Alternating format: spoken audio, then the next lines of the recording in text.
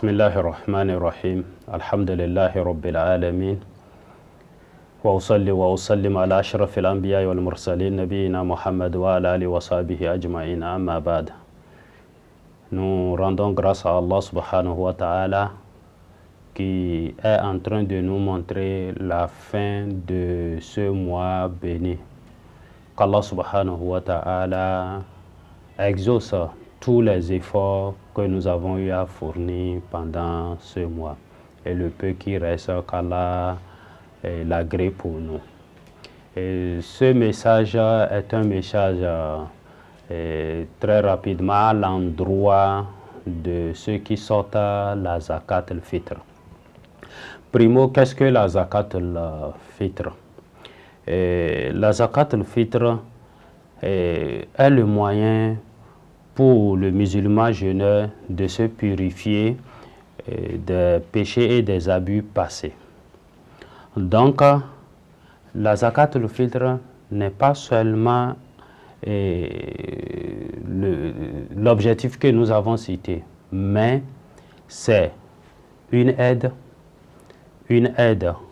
un soutien, un acte de solidarité à l'égard des pauvres afin qu'ils profitent aussi de la fête et ne pas se donner à la mendicité.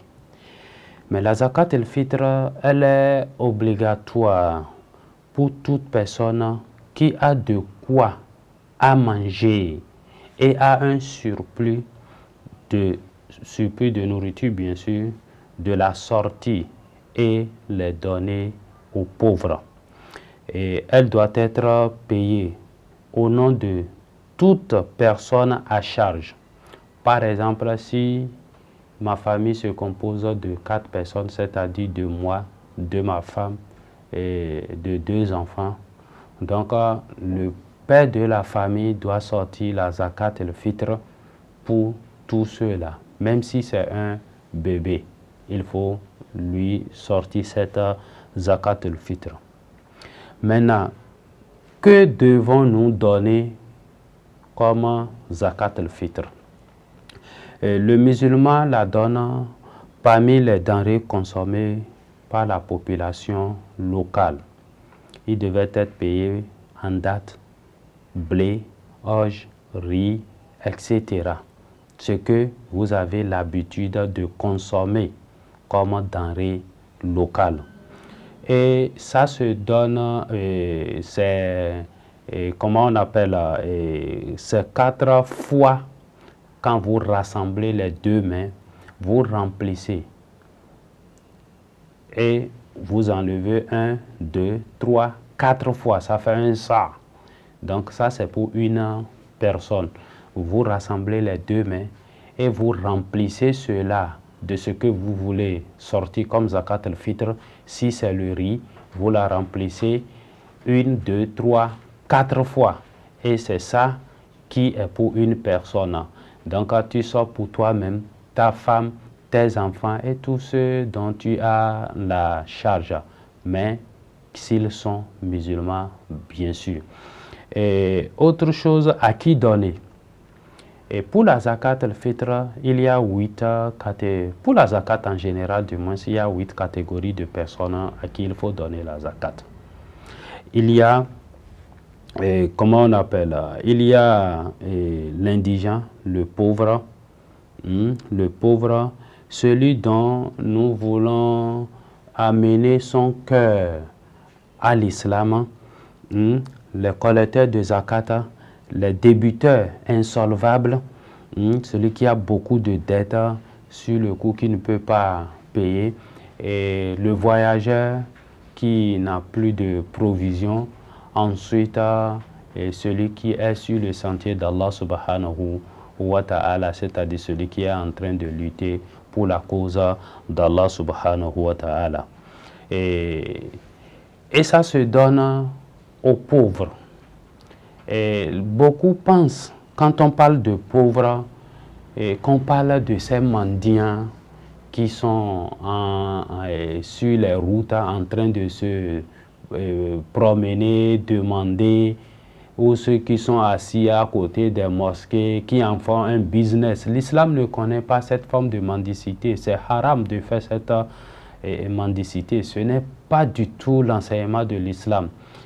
Quand on parle de pauvres, d'indigents, on pense à ceux-là. Malheureusement, au Bénin, voilà comment nous pensons. Mais le pauvre peut être quelqu'un qui a un père de famille, mais qui ne sort pas pour aller mendier comme les gens vont mendier, et qu'il est dans le besoin. Alors, c'est pourquoi le prophète sallallahu alayhi wa sallam, en son temps, quand les gens sortaient la zakat, on lui amenait ça. Et comme lui côtoie tout le monde, il connaît celui qui est vraiment dans le besoin et il distribue cela.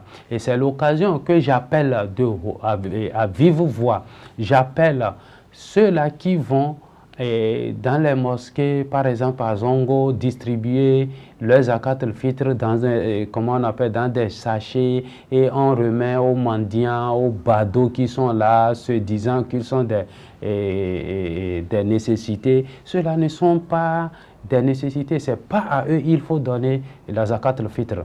Ne gaspillons pas notre argent, notre adoration. Non, identifions ceux qui sont vraiment dans le besoin, dans notre entourage. Si nous n'en avons pas, l'Union islamique a mis en place un comité qui gère ce truc-là. Essayez de les contacter, envoyez-les, ou bien allez donner ça à l'imam de votre quartier pour qu'il puisse identifier un pauvre à qui vous allez donner. Au lieu d'aller perdre votre effort, allez donner ça aux gens, aux mendiants qui sont à la mosquée, aux badauds qui se mélangent à ces mendiants-là, ou quand tu amènes, on se tiraille et des fois même ce que tu as amené se verse par terre. Quelle perte! C'est une perte. Alors, cherchons des gens responsables, identifions des pauvres, des nécessités, des pères de famille qui puissent vraiment profiter de cette chose-là, manger avec leur famille le jour de la fête pour être heureux. Là, vous avez rendu, la joie dans le cœur de ces derniers. Ou contactez l'Union islamique, ou contactez des gens responsables, les imams que vous avez identifiés, qui peuvent vous aider à identifier, comme le faisait le prophète sallallahu alayhi wa sallam. Depuis un bon moment, l'Union islamique a mis un cellule en place qui s'occupe de la distribution de la zakat al-fitr. Maintenant, quand est-ce qu'il faut donner la zakat al-fitr? Il faut la donner, elle devient obligatoire juste à l'apparition de la lune, la veille de la fête. Et dès qu'on dit qu'on a vu la lune, donc on peut déjà sortir la zakat al-fitr. Elle peut aussi être déjà donnée 2 jours avant la fête ou 1 jour avant la fête et le jour même de la fête avant la prière de l'Aïd.